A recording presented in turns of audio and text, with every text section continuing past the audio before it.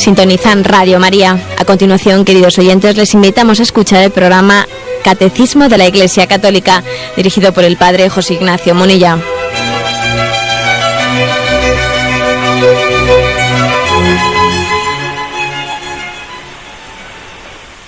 Un cordial saludo a todos los oyentes de Radio María. Un día más, con la gracia del Señor, proseguimos el comentario del Catecismo de nuestra Madre la Iglesia. Entramos hoy en el último de los artículos del credo, ese que rezamos en el credo apostólico: creo en la vida eterna, y luego añadimos un amén. Bien, es el punto 1020 en concreto. El 1020 habla de creo en la vida eterna, y el 1021 y 1022 del juicio particular, que hoy nos tocan, y haremos Dios mediante estos tres puntos. Creo en la vida eterna dice así: el cristiano que une su propia muerte a la de Jesús ve la muerte como una ida hacia Él y la entrada en la vida eterna. Cuando la Iglesia dice por última vez las palabras de perdón de la absolución de Cristo sobre el cristiano moribundo, lo sella por última vez con una unción fortificante y le da a Cristo en el viático como alimento para el viaje. Le habla entonces con una dulce seguridad. Y aquí se nos pone un texto litúrgico, el que la Iglesia pronuncia ante un moribundo, ¿no?, en el momento de su agonía. O sea, le hace la encomendación del alma y le dice esta hermosísima oración: alma cristiana, al salir de este mundo, marcha en el nombre de Dios Padre Todopoderoso que te creó, en nombre de Jesucristo, Hijo de Dios vivo, que murió por ti, en el nombre del Espíritu Santo que sobre ti descendió. Entra en el lugar de la paz, y que tu morada esté junto a Dios en Sión, la ciudad santa, con Santa María Virgen, Madre de Dios, con San José y con todos los ángeles y santos.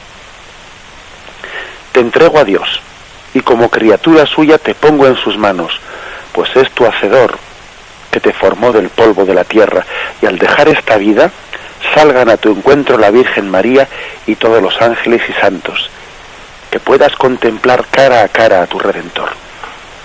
Son algunas de las frases principales de la encomendación del alma que ha extraído el Catecismo. Sin leerlo todo entero, pues que sería bastante largo. Bien, en este punto, por lo tanto, el Catecismo lo que hace es recordar que el cristiano está uniendo su muerte a la de Cristo, para que también la resurrección de Cristo se una a la suya.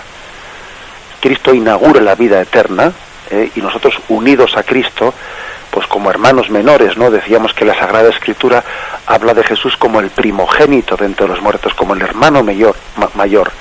Nosotros también, como hermanos menores, firmemente no asidos de la mano de nuestro hermano mayor, también entramos, ¿no?, penetramos por ese misterio de la muerte como camino de vida eterna. La Iglesia, en ese momento, en el momento de la muerte, quiere acompañar a sus hijos y quiere acompañarles para reconfortarles. Y el acompañamiento que les da, pues aquí está un poco descrito, pues es múltiple. Por una parte, la absolución.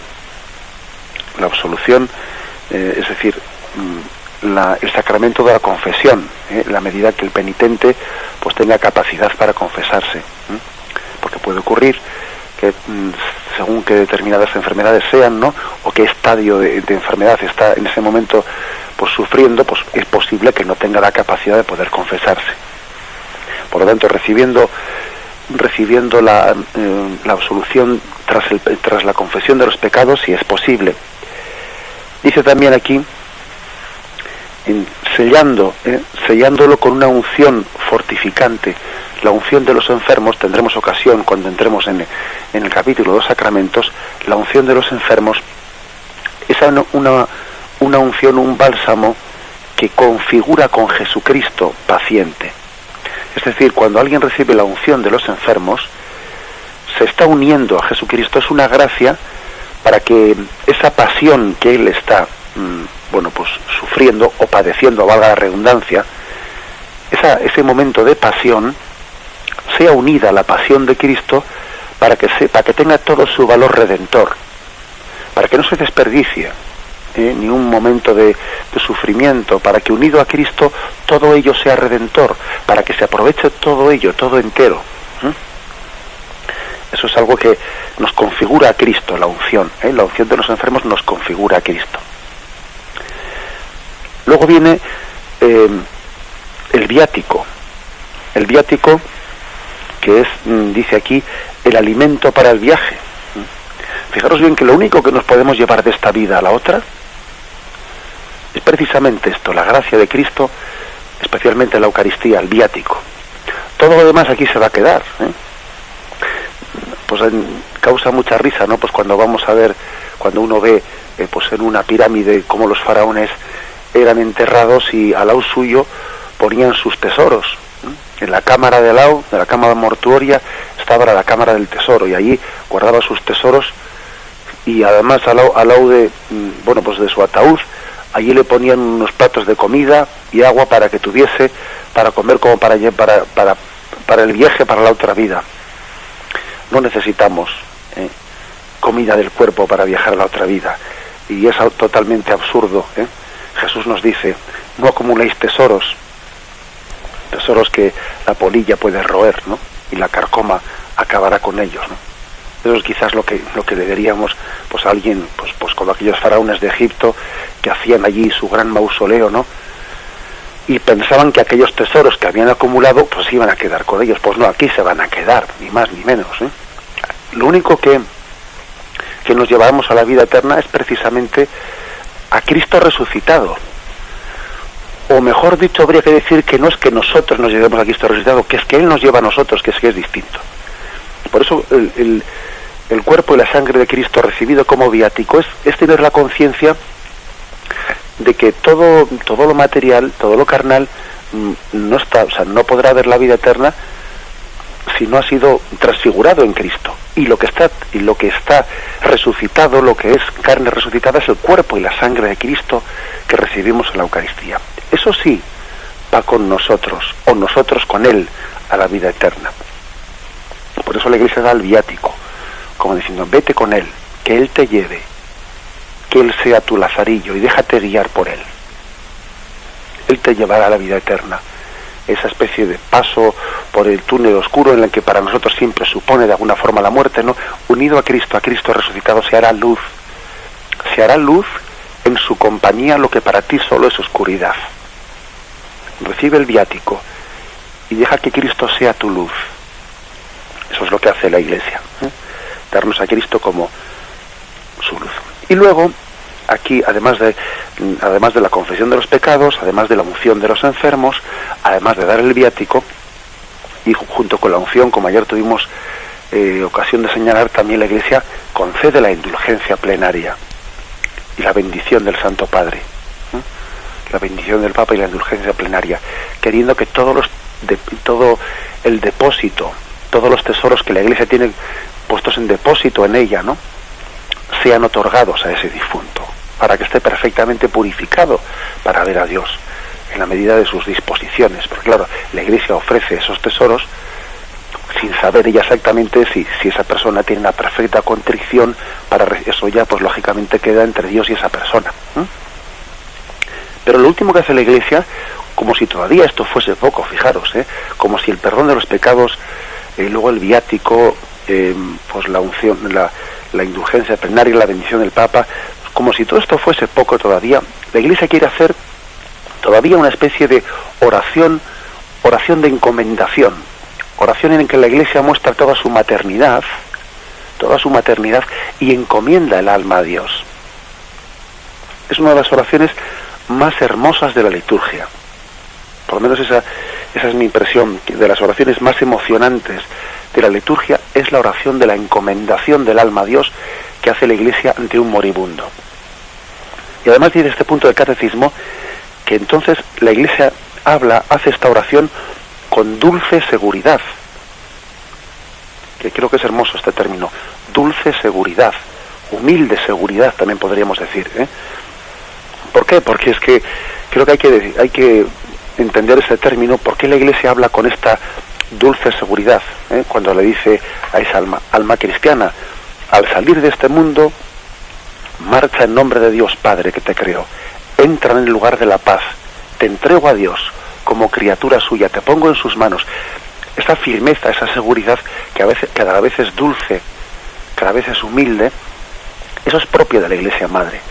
Y además estamos en una cultura en la que parece que tener certezas, tener seguridades, algunos califican eso de soberbia.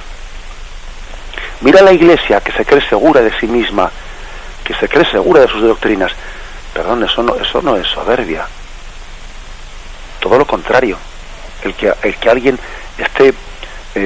tenga una certeza de que lo que Cristo le ha dicho a ella es verdad, eso no es ser soberbio, eso es ser humilde. Soberbio es el que se apoya en sus propias fuerzas. Humilde es el que se sabe débil y se apoya en Cristo. Y se siente seguro en Cristo, no en sí mismo. Nos sentimos seguros en Él. Nuestra seguridad, nuestras certezas, no parten de que confiemos en nuestras fuerzas, no. Si es que nuestra certeza parte de Cristo. Eso es ser humilde. Apoyarse en Dios y no en uno mismo. Con lo cual tenemos que tener capacidad crítica frente a esta sociedad que casi ha equiparado tener certezas con ser soberbio. No, o sea, mire usted, la Iglesia reza estas oraciones con certeza y con humildad, porque son verdades transmitidas y recibidas de la mano de Dios.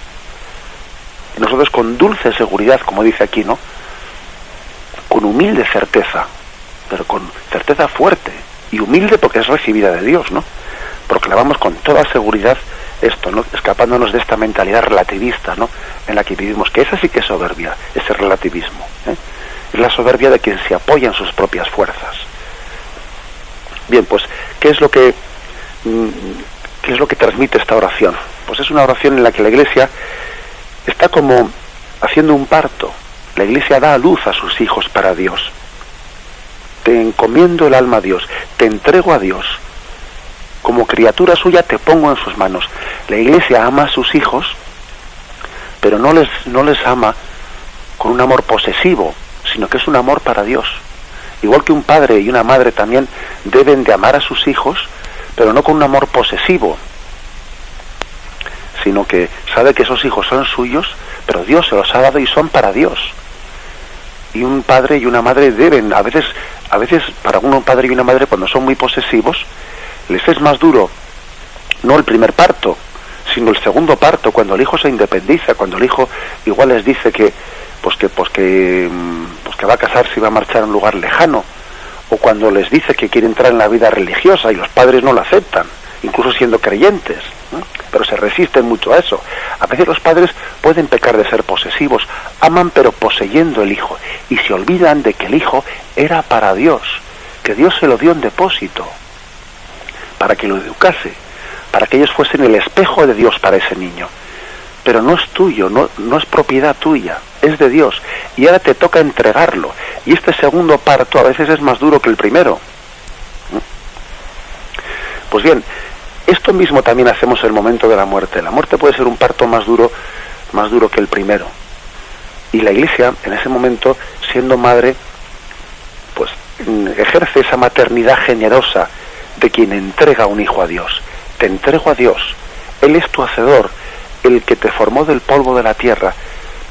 Dios te dio para este mundo y nosotros te entregamos a Dios, porque sabíamos desde el principio que tú eras para la vida eterna, que tú no eras para esta vida, sino para la vida eterna.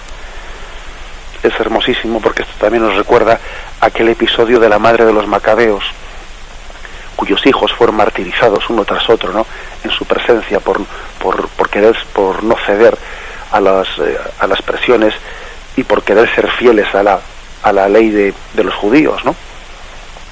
Y la madre de los macabeos les decía a sus hijos, animándoles a que fuesen fieles y no cediesen en el martirio, ¿no?, los tormentos del martirio, les decía: Dios os puso en mi seno, Él os formó dentro de mí, y ahora yo os entrego a Dios. Y os animo, ¿no?, a que seáis fieles en ese camino hacia la eternidad. Dios os puso en mí, no sois míos. y yo os entrego a Dios. Por eso la Iglesia hace esta oración hermosa de la encomendación del alma. Cuando se acerca ese momento del tránsito, la Iglesia recomienda a sus hijos, y si es posible realizarlo, recomienda a sus hijos el sacramento de la confesión, les da la unción, les sella con un sello que les unge y les identifica con la pasión de Cristo, les da el sacramento del viático, si también si es posible recibirlo, ¿no? Les da la indulgencia plenaria con la bendición del Papa, y les hace finalmente o previamente, el orden no es que esté establecido así, les hace la oración de la encomendación del alma, encomendar su alma a Dios, ponerle en sus manos. Bien, vamos a meditarlo y continuamos enseguida.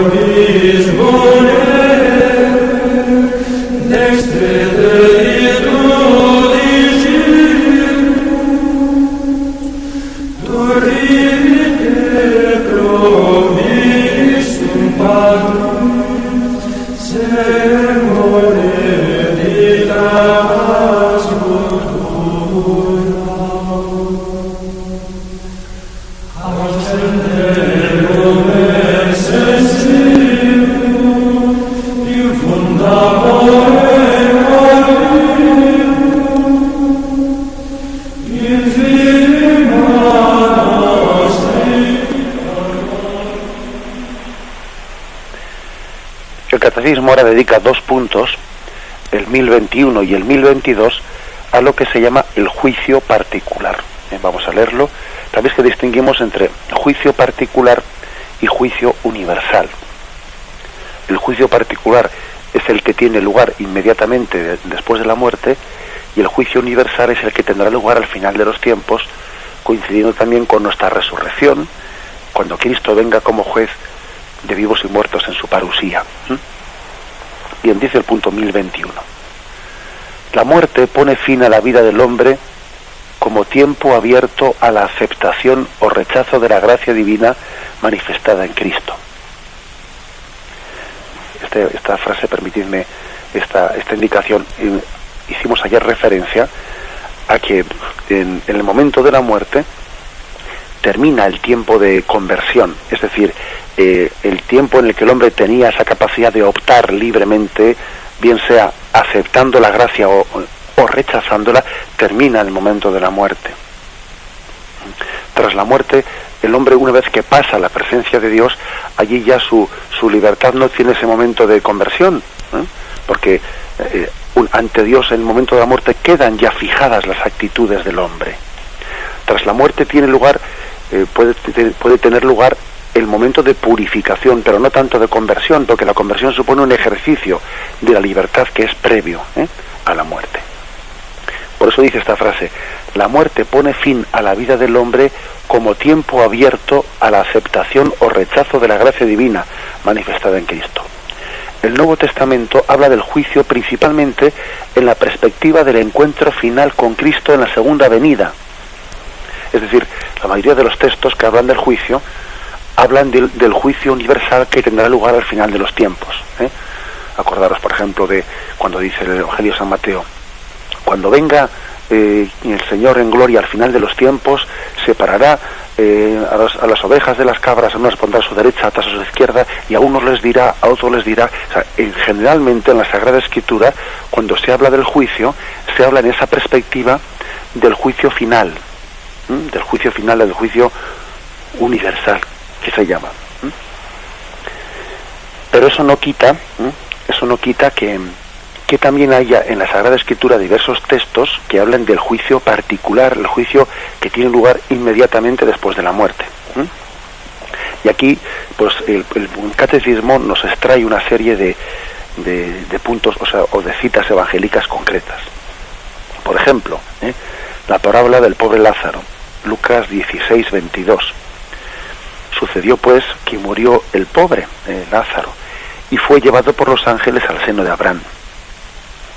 murió también el rico y fue sepultado. Estando en el Hades entre los tormentos, es decir, fijaros aquí que se habla que inmediatamente después de la muerte Lázaro va al seno de Abraham, imagen del cielo, y que el rico, que la tradición ha llamado Pulón, va al infierno, al Hades, al lugar de los tormentos. O sea, habla por lo tanto de una retribución inmediata después de la muerte. Lo mismo cabe decir de la frase que le dijo Jesús al buen ladrón en la cruz. Cuando el buen ladrón le dice a Jesús, acuérdate de mí y cuando llegues a tu reino, él dice, hoy estarás conmigo en el paraíso. Y le dice hoy, no le dice al final de los tiempos, le dice hoy. Por ejemplo, en 2 Corintios 5, versículo 8, dice, estamos pues llenos de buen ánimo y preferimos salir de este cuerpo para vivir con el Señor. Cuando dice San Pablo esta frase, preferimos salir de este cuerpo para vivir con el Señor, se refiere a que el alma separada del cuerpo ya inmediatamente pues tiene ese juicio particular en el que puede ir a ver a Dios, ¿no? Pues si está suficientemente preparada para ello. O sea, antes de la resurrección del cuerpo, el alma separada del cuerpo, por eso dice, preferimos salir de este cuerpo para vivir con el Señor. Filipenses 1:23 dice, me siento apremiado por las dos partes. Por una parte deseo partir y estar con Cristo, lo cual ciertamente es con mucho lo mejor. Y en ese texto hemos tenido también ocasión de meditar los días anteriores. Pero ahora lo que nos interesa de ese texto es el hecho de que la muerte supone un partir y estar ya con Cristo. O sea, hay una retribución inmediata, sin esperar al juicio final. Hebreos 9:27 también nos dice el Catecismo. Y del mismo modo que está establecido que los hombres mueran una sola vez, y luego el juicio, Es un texto clarísimo, contrario a la reencarnación, que dice, está establecido que los hombres mueran una sola vez. No habrá un texto más claro contra la doctrina o la falsa doctrina de la reencarnación. Y además es que dice que los hombres mueran una sola vez y luego el juicio. Luego habla de un juicio inmediato después de esa muerte. Hebreos 12:23. Vosotros en cambio os habéis acercado al monte Sión, a la ciudad del Dios vivo, la Jerusalén celestial, a la asamblea de los primogénitos inscritos en el cielo, y a Dios juez universal, y a los espíritus de los justos llegados ya a la consumación. Es decir, que acercarse al cielo es acercarse no solo al Dios omnipotente, sino también a los espíritus, o sea, a las almas de los justos llegados ya a la consumación. O sea que en la gloria del cielo están ya también las almas, los espíritus de los justos llegados ya a la consumación.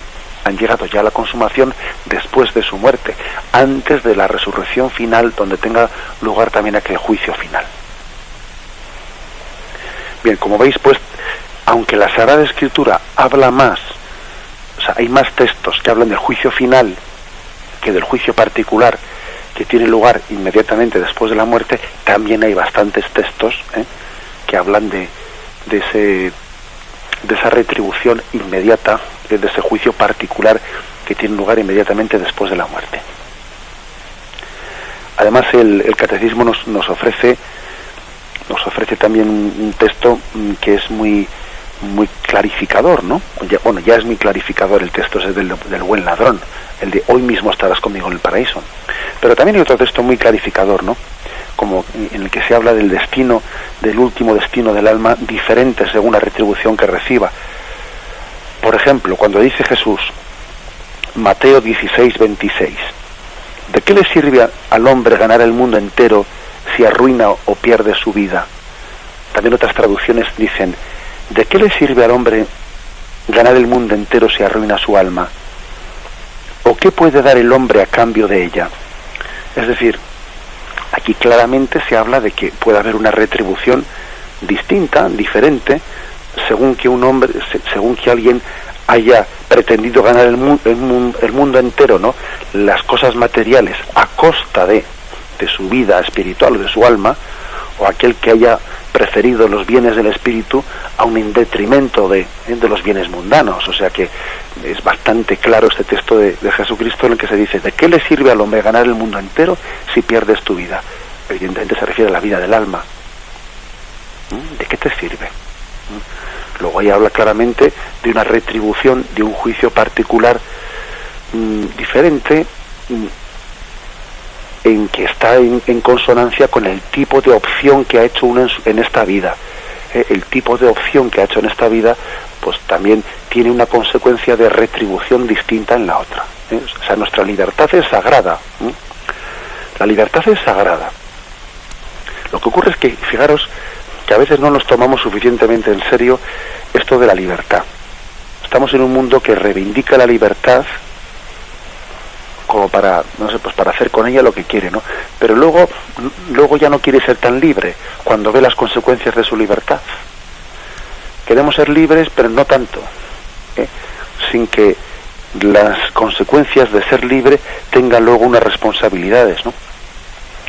Decía un autor que la estatua de la libertad que existe, ¿no?, pues en la costa este de Estados Unidos, pues hay que conjugarla con la estatua de la responsabilidad que había que poner en la costa oeste de Estados Unidos, como diciendo: no hay estatua de la libertad sin estatua de la responsabilidad. Es que no puede existir una sin la otra. ¿Cómo podemos reivindicar libertad y luego escaquearnos, ¿no?, de la responsabilidad que supone el ejercicio de la libertad? Por eso, ¿no?, también las distintas opciones en nuestra vida pues tienen consecuencias eternas, y es que eso es lo que no nos gusta ver. Nos gusta ser libre para el momento de elegir, pero no nos gusta ser libre en el momento después de asumir las consecuencias de la elección, y eso es como la cuadratura, el círculo. El círculo no puede ser cuadrado, o es círculo o es cuadrado, o eres libre o no eres libre, pero si eres libre eres responsable. Eso creo que también hay que ser consciente de ello. Bien, lo meditamos y seguimos enseguida.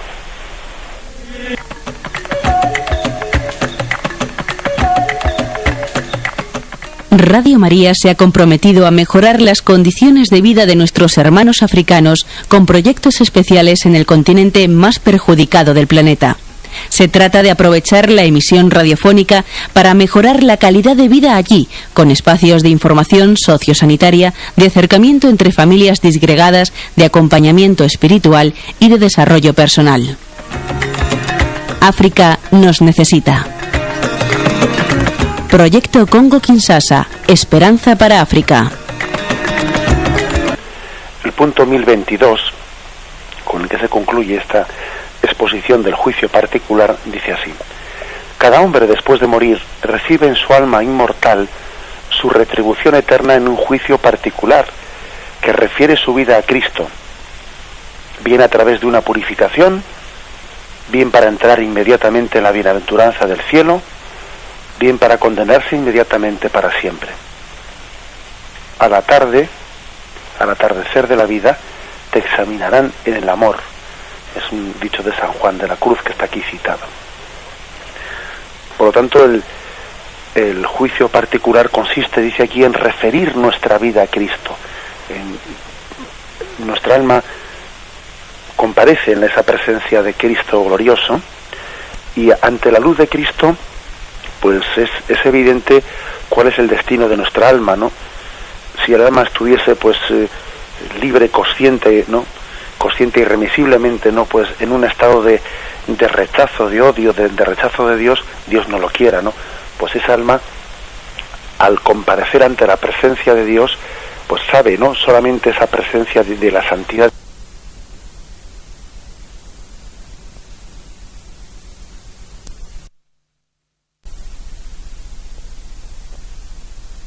El alma desea estar con Dios, pero ve también en ese estar en presencia suya que no está suficientemente purificada, pues necesita ese estadio también de misericordia que llamamos, ¿no?, que es la purificación del purgatorio.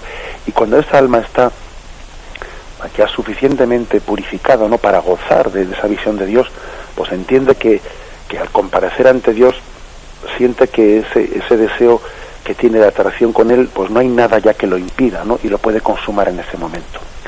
Hay, por lo tanto, en el alma inmortal, como dice aquí, el alma inmortal, separada del cuerpo, al comparecer ante la presencia de Dios, la mera presencia de Dios ya nos dice a cada uno cuál es nuestro lugar. Porque además tampoco tenemos que pensar que es una especie de juicio un tanto caprichoso, como nosotros a veces tenemos un poco el concepto de que el juicio pues tiene un componente de a ver con qué pulgas le encontramos al juez, ¿no? Y además después tenemos esas experiencias de que se ha recurrido al Supremo y el Supremo ha revocado la sentencia del juzgado de primera instancia y cosas por el estilo, ¿no? Y la justicia humana nos damos cuenta pues que bueno, que tiene sus limitaciones y es bastante caprichosa, dependiendo porque parece que tiene demasiada subjetividad del juez. Pero es que esos tenemos que purificar todo eso cuando lo referimos a Dios. No se trata de que Dios sea un juez que tenga mejores pulgas o tenga la manga más estrecha o más ancha. Eso no es así. Es que al comparecer ante la luz de Dios, cada uno de nosotros sabe inmediatamente cuál es nuestro lugar. Ante la luz de Dios todo queda claro. Y es que la luz de Dios nos clarifica y uno sabe perfectamente si necesita purificación, si está ya suficientemente preparado por Dios o si su estado es de absoluto rechazo de esa luz. En la presencia de Dios todo queda clarificado.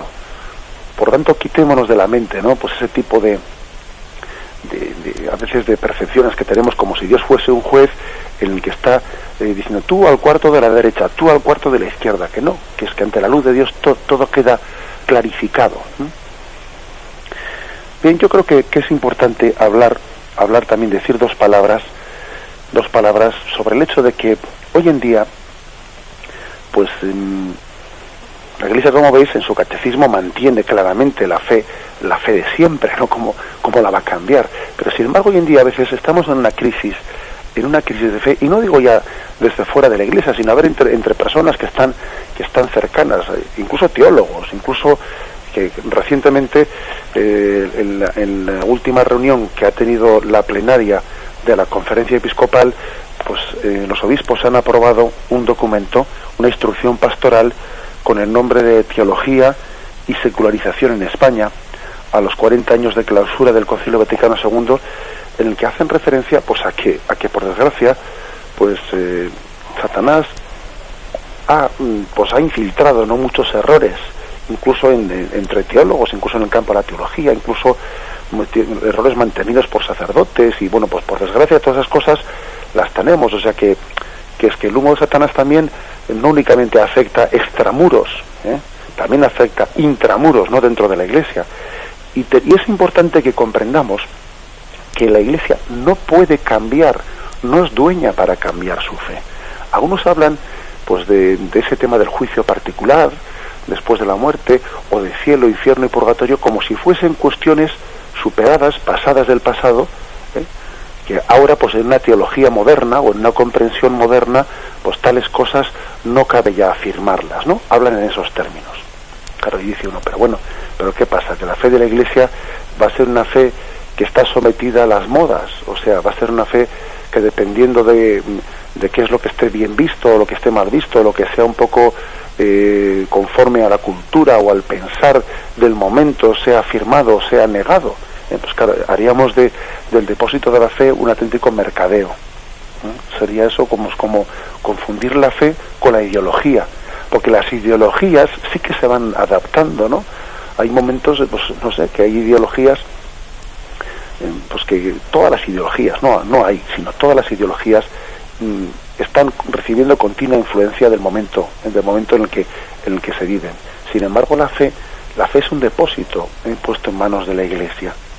Y la Iglesia estaría traicionando ese depósito si lo estuviese cambiando, mercadeando, pues para que la Iglesia tuviese una imagen más moderna, una imagen más atrayente, pues sería totalmente traidora a ese mensaje de fe. Hay un autor que es San Vicente de Lerins, un autor que fue un famoso monje del monasterio de Lerins, situado en una isla frente a Niza, que él murió pues allá por el año 450, ni más ni menos, ¿no? Pero es que tiene una obra muy muy importante en la tradición de la Iglesia. se llama el Comunitorium, una obra en la que él habló de este tema al que me estoy refiriendo yo ahora con mucha exactitud. Dice él: no ceso de admirarme ante tanta insensatez de algunos hombres que, no contentos con la regla de la fe entregada y recibida de una vez para siempre desde la antigüedad, buscan indefinidamente cada día cosas nuevas y siempre se empeñan en añadir, cambiar, quitar algo a la religión, como si no fuese una doctrina eclesial a la que basta haber sido revelada de una vez para siempre, sin una institución terrena que no pueda ser perfeccionada más que con una continua enmienda o más aún rectificación. Fijaros que esto lo decía en el año 450, que han pasado ya más de 1500 años desde que dijo esto, con lo cual, por lo visto, pues la enfermedad que padecemos hoy pues no debe ser tan nueva, sino que es que ya existía también en aquellos tiempos. Esa especie de ahora quito esto, luego pongo lo otro, como si resulta que el cielo, infierno y purgatorio fuesen cosas que... Recuerdo que en una ocasión, pues hace ya unos años, ¿no? Pues cuando se estaba acercando el año 2000 y todo era que el año 2000 y todo iba a ser nuevo el año 2000, recuerdo pues una persona que se me acerca y me dice: bueno, pero eso del infierno dicen que ya no existe, ¿no? Y yo con un poco de ironía le dije: sí, es que me parece que lo quitan para el año 2000, le dije, así un poco bromeando. Bueno, pero ¿qué pasa? Que las verdades de fe van a estar sujetas a nuestra... al cambio de los tiempos, ¿no? Dice la primera carta de Timoteo, capítulo 6, versículo 20. Timoteo, guarda el depósito de la fe se refiere, ¿eh? Timoteo, guarda el depósito, evita las palabrerías profanas y también las objeciones de falsa ciencia. Algunos que la profesan se han apartado de la fe. La gracia sea con vosotros. Fijaros qué texto tan contundente. Tú guarda el depósito de la fe y evita todas esas palabrerías que a veces a uno le apartan de la fe. Y comentando, ¿no?, este texto, dice San Vicente de Lerins: es muy útil meditar con atención aquel pasaje del apóstol: oh Timoteo, custodia el depósito de la fe, evitando las novedades profanas en las expresiones. Es el grito de una persona que sabe y que ama. Preveía en efecto Timoteo, o mejor dicho Pablo, cuando escribe a Timoteo, preveía los errores que surgirían con el paso del tiempo y se dolía fuertemente de ello. ¿Quién es hoy Timoteo sino la Iglesia Universal y especialmente todo el cuerpo de los obispos, cuya misión principal es la de tener un conocimiento puro de la religión divina para transmitirlo luego a los demás? ¿Y qué quiere decir custodia el depósito? Mantente vigilante contra los ladrones y enemigos, no sea que mientras todos duermen vengan a hurtadillas para sembrar la cizaña en medio del buen trigo que el Hijo del Hombre ha sembrado en su campo. Pero ¿qué cosa es un depósito? Depósito es aquello que se te ha confiado, que no encontraste por ti mismo. Lo has recibido, no lo has alcanzado con tus fuerzas. No es fruto de tu ingenio personal, sino de la enseñanza de los apóstoles. No es un asunto privado tuyo, sino que pertenece a la tradición pública de la Iglesia. No procedió de ti, sino que vino a tu encuentro. Frente a él no puedes comportarte como si fuera su dueño, sino como un simple guardián. Tú no eres el iniciador, sino el discípulo. No te compete manejarlo a tu antojo, sino tu deber es seguirlo fielmente. Custodia el depósito, dice el apóstol Pablo. Conserva inviolado y limpio el talento de la fe católica. Lo que se te ha confiado, eso mismo debes de custodiar y transmitir. Oro has recibido, oro devuelve. No puedo permitir que sustituyas una cosa por otra. No. Tú no puedes desvergonzadamente cambiar el oro por plomo, ni engañar dando bronce en vez de metal precioso. Quiero oro puro, no lo que solo tiene apariencia de oro. Fijaros qué palabras tan contundentes, ¿no?, de San Vicente de Lerins, diciendo: oye, la Iglesia ha recibido un depósito y no es dueña, un depósito de fe, y no es dueña de él, y tiene que ser fiel para transmitirlo y no dar gato por liebre, ¿no? Y qué responsabilidad la de quien tiene, pues imaginemos, ¿no?, pues un puesto, una cátedra de teología, y la utiliza no para enseñar la fe católica, sino para enseñar otra fe distinta. Qué responsabilidad, ¿no?, dar gato por liebre. Y dice, en vez de oro, dar plomo. Y entonces se pregunta San Vicente de Lerins, fijaros, quizás alguno se pregunte, entonces, ¿no es posible ningún progreso en la Iglesia de Cristo? Progreso en la fe. Y dice él, claro que debe haberlo, y grandísimo progreso. ¿Quién hay tan enemigo de los hombres y tan contrario a Dios que pretenda impedirlo? Ha de ser, sin embargo, con la condición de que se trate verdaderamente de progreso de la fe y no de cambio de la fe. Es característico del progreso que una cosa crezca, permaneciendo siempre idéntica a sí misma. Propio del cambio es, por el contrario, que una cosa se transforme en otra.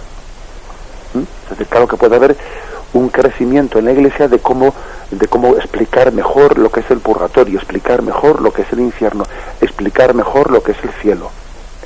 Podemos progresar en la capacidad de entenderlo y explicarlo mejor, pero no de negarlo, no de decir que no existe, no de decir que esos son cuentos del pasado. Es decir, San Vicente de Lerins dice, claro que podemos también en la teología, por eso también la Iglesia ha escrito este nuevo catecismo, ¿no?, para decir la fe de siempre, intentando explicarlo pues a los ojos del mundo con términos más de su tiempo, pero no traicionando la fe, sino explicando la misma fe, con una capacidad, si queréis, más actualizada de transmisión, pero sin traicionar los contenidos. Por eso continúa San Vicente. Crezca, por tanto, y progrese de todas las maneras posibles el conocimiento, la inteligencia, la sabiduría, tanto de cada uno como de la colectividad, tanto de uno solo individuo como de toda la Iglesia, de acuerdo con la edad y con los tiempos, pero de modo que esto ocurra exactamente según su peculiar naturaleza, es decir, en el mismo dogma, en el mismo sentido, según la misma interpretación que se nos transmitió al principio, sin cambiar el sentido, sin cambiar la interpretación de las cosas, sino profundizando en ellas. Es hermosísimo, pues, ¿no? Hermosísimo. Dice al final, pongamos un ejemplo. No ocurra nunca, por tanto, que los rosales de la doctrina católica se transformen en cardos espinosos. No suceda nunca, repito, que en este paraíso espiritual, donde germinan las plantas preciosas, despunte de repente la cizaña y las malas hierbas.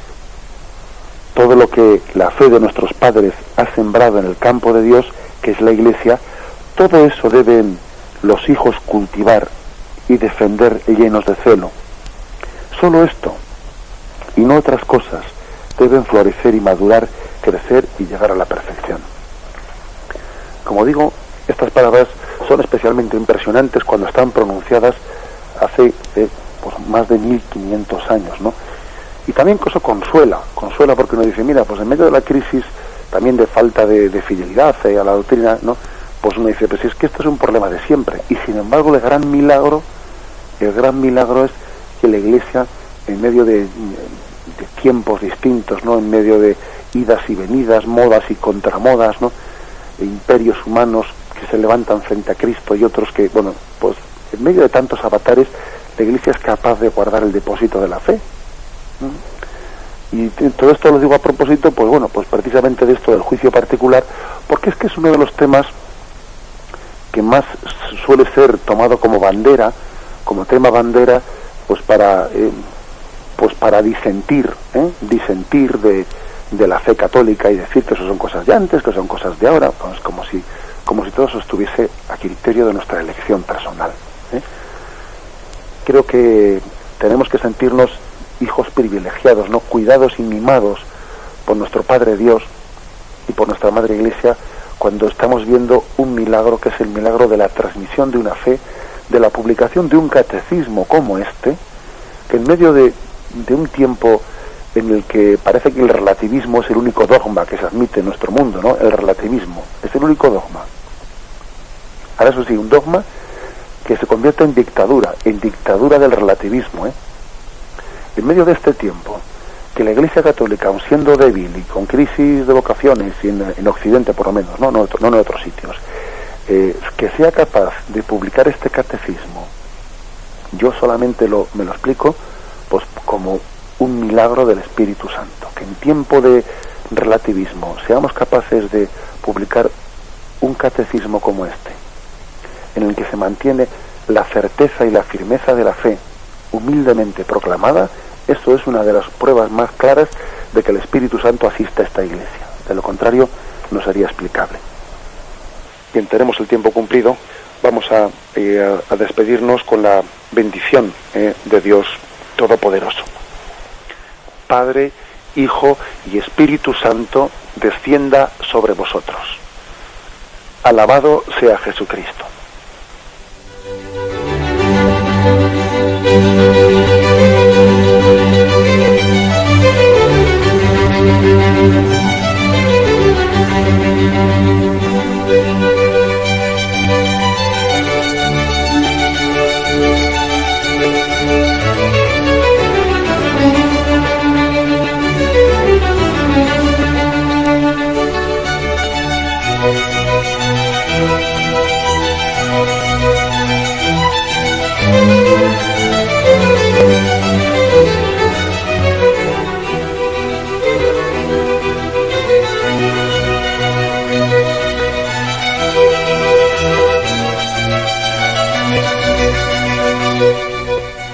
Y hasta aquí, queridos oyentes de Radio María, han podido escuchar el programa Catecismo de la Iglesia Católica, dirigido por el Padre José Ignacio Munilla.